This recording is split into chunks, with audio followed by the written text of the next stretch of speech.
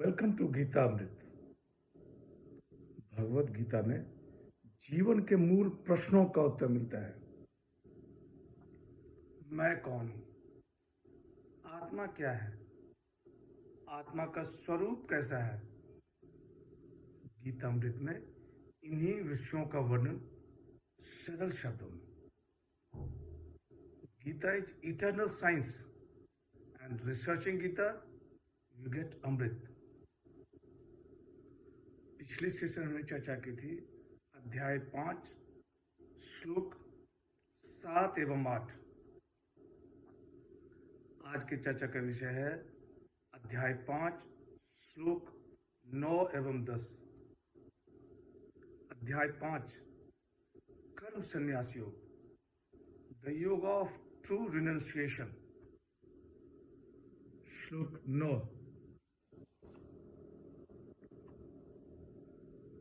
तलपन विसृजन गृहन उन्मिषन निमिषन्नपि इंद्रियाणि इंद्रियार्थेषु वर्तन्ते इति धारयन्। तत्व को जानने वाला बोलता हुआ, त्यागता हुआ, ग्रहण करता हुआ, आंखों को खोलता और बंद करता हुआ जानता है कि सब इंद्रियां अपने अपने विषयों में विचरण कर रही है। In speaking, emitting, grasping, opening and closing the eyes, convinced that the senses move among the sense objects.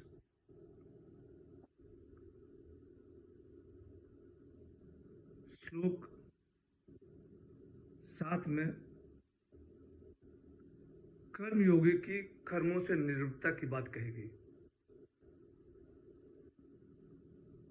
श्लोक 8 एवं 9 में सांख्य योगी की कर्मों से निवृत्तता की बात कही गई है। भगवान श्री कृष्ण कहते हैं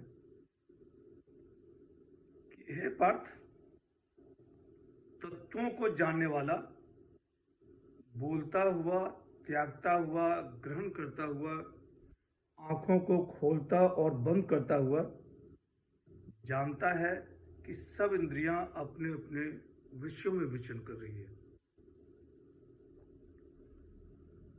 परमात्मा का साक्षात्कार करने वाला जानता है कि वह कुछ नहीं करता।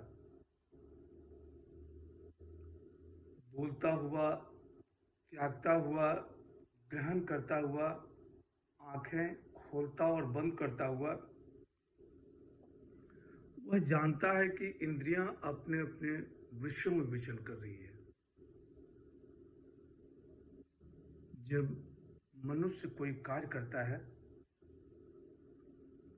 तो उसका सारा श्रेय अपने ले लेता है।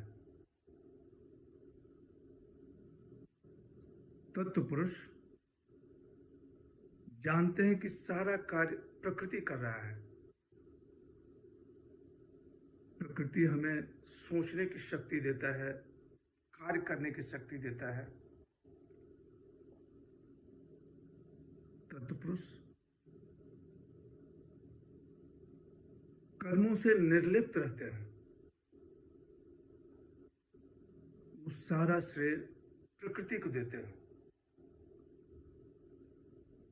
श्लोक 10।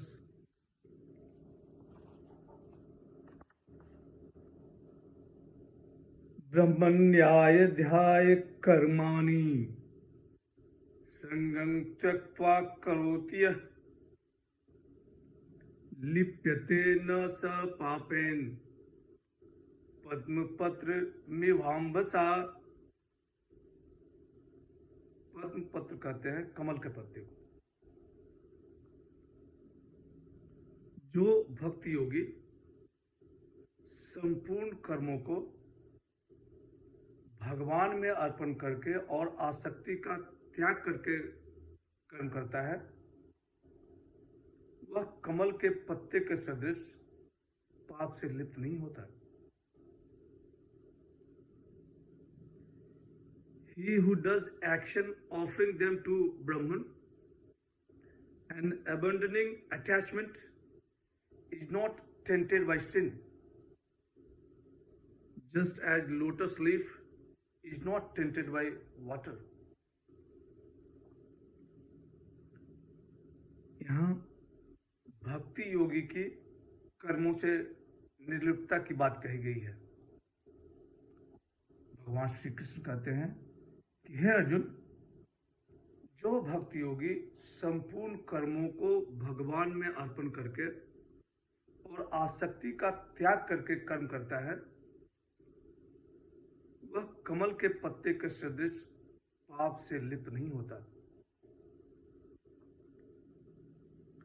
कमल का पत्ता कीचड़ में उगता है।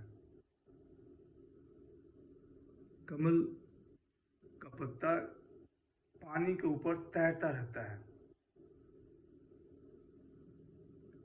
पानी कमल के पत्ते के ऊपर तैरते रहते हैं, फिर भी कमल का पत्ता सूखा रहता है। जल में रहकर भी वह जल से निर्लिप्त रहता है। ठीक उसी प्रकार जो मनुष्य अपने कर्मों को परमात्मा को अर्पण कर देता है, वह कर्मों से निर्लिप्त रहता है। Gita teaches us not to relinquish our work, but to do it as an offering to the Almighty. Shri Aurobindo ने अपनी किताब मैसेज ऑफ गीता में कहा है कि such renunciation is not for the finite self, but it is for the self which resides in all of us. आज की चर्चा यहीं समाप्त करते हैं। अगले सेशन में चर्चा को और आगे बढ़ाएंगे। यदा यदा हि धर्मस्य ग्लानिर्भवति भारत अभ्युत्थानम् अधर्मस्य तदात्मानं सृजाम्यहम्। हरे कृष्ण।